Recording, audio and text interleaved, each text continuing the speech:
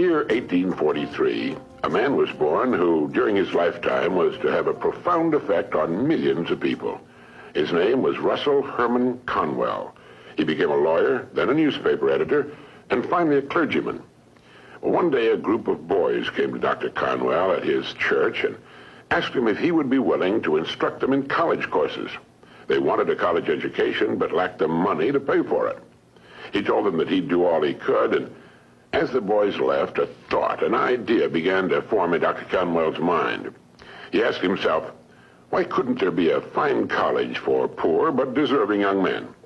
Well, here was a great idea, and he went to work on it at once. Almost single-handedly, Dr. Conwell raised $7 million with which he founded one of the world's leading universities. And he raised the money by giving more than 6,000 lectures all over the country, and in each one of them, he told the story called Acres of Diamonds. The story was the account of an African farmer who heard tales about other settlers who had made millions by discovering diamond mines. And these tales so excited the farmer that he could hardly wait to sell his farm and search for diamonds himself. So he sold his farm and spent the rest of his life wandering the vast African continent, searching unsuccessfully for the gleaming gems which brought such high prices on the markets of the world. Finally, in a fit of despondency, broke and desperate, as I remember the story, he threw himself into a river and drowned. Now, meanwhile, the man who had bought his farm one day found a large and unusual stone in a stream which cut through the property. And the stone turned out to be a great diamond of enormous value.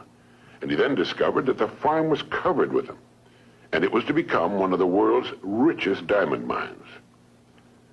The first farmer had owned literally acres of diamonds, but had sold them for practically nothing in order to look for them elsewhere.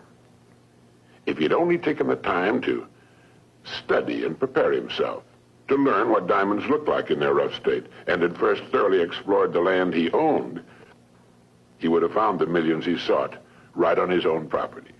The thing about this story that so profoundly affected Dr. Conwell and subsequently millions of others was the idea that each of us is, at this moment, standing in the middle of his own acres of diamonds. If we will only have the wisdom and patience to intelligently and effectively explore the work in which we're now engaged, we'll usually find that it contains the riches we seek, whether they be financial or intangible or both. There's nothing more pitiful to my mind than the person who wastes his life running from one thing to another, forever looking for the pot of gold at the end of the rainbow, and never staying with one thing long enough to find it. No matter what your goal may be, perhaps the road to it can be found in the very thing in which you're now engaged.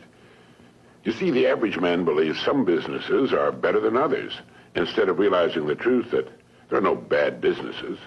There are just those people who don't know enough to see the opportunities in the work they're in. No matter what our work happens to be, it's our business. We're the manager. If there seems to be no future or opportunity in it, it isn't always because it's not there, but perhaps only because we can't see it.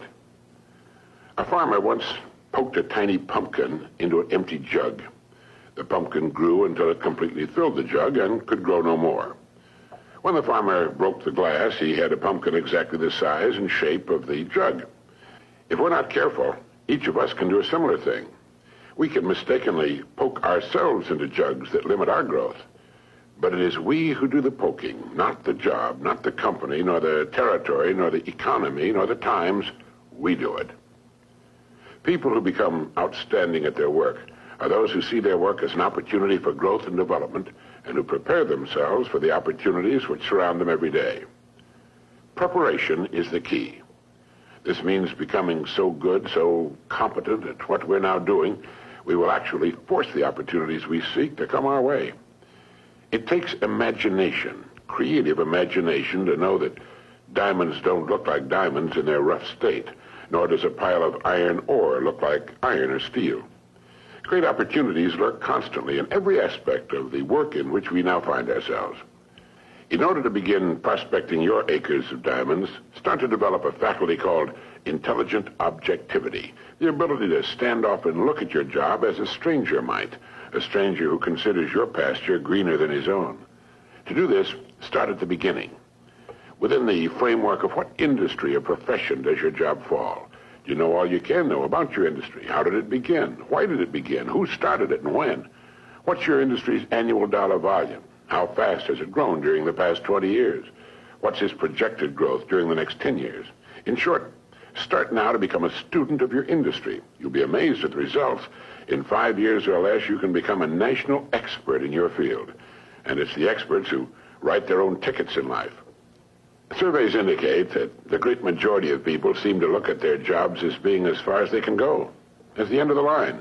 They need to realize how really desperately an expanding and dynamic industry needs and seeks the uncommon person who is prepared to share in its growth, how richly it will reward this person of vision and action.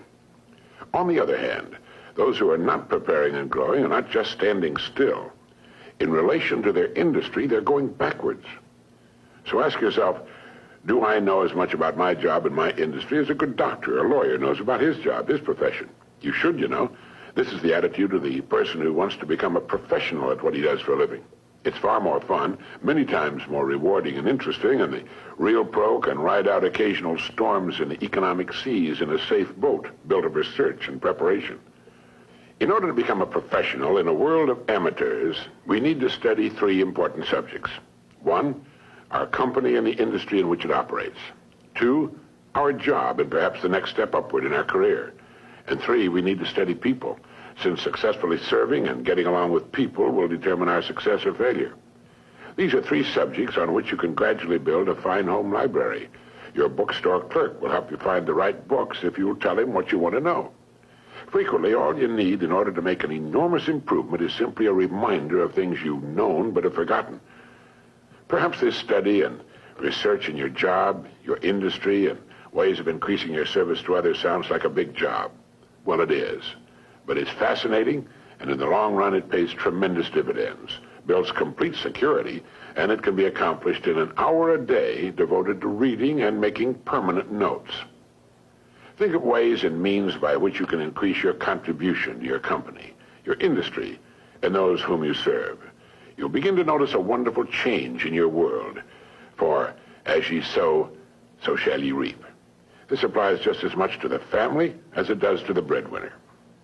The minute you adopt this attitude, you've joined the top 5% of the people of the world. You've virtually removed all competition. You're creating rather than competing. You're affecting life rather than just being affected by it. You're becoming a creator and a giver to life instead of just a receiver. By taking this attitude toward your work, your company, and industry, you're automatically taking care of 2 vital parts of successful living. First, you'll find yourself becoming more interested and enthusiastic about your work and its future, and both interest and enthusiasm are contagious. And second, you're building financial security which will last a lifetime. So keep this thought in mind as often as you can on and off the job. Somewhere in your present work, there lurks an opportunity which will bring you everything you could possibly want for yourself and your family. It will not be labeled opportunity. It will be hidden in common, everyday garments, just as was the hairpin with which a man fashioned the first paperclip, or the dirty drinking glass which triggered the paper cup industry. Now, in closing, here are 12 points to remember. 1, if we'll develop the wisdom and patience to intelligently and effectively explore the work in which we're now engaged, we will very likely find it contains the riches, tangible and intangible, we seek. 2, before we go running off into what we think are greener pastures, let's realize our own pasture is probably unlimited. 3, there are no bad jobs. It's the way in which we go about our work that makes it good or bad. 4, let's not poke ourselves into jugs beyond which we cannot grow. Let's avoid self-limitation. 5, only preparation can ensure our taking advantage of the opportunities which will present themselves in the future, opportunities which are around us now. Let's begin to prepare now. 6, put your imagination to work on the many ways and means of improving what you're now doing. 7, learn all you can about your job, your company, and your industry. 8, since there's no limit to the growth of your industry, it must follow there's similarly no limit to your growth potential within that industry. 9, our dynamic and growing economy needs and will well reward the uncommon person who prepares for a place in its growth.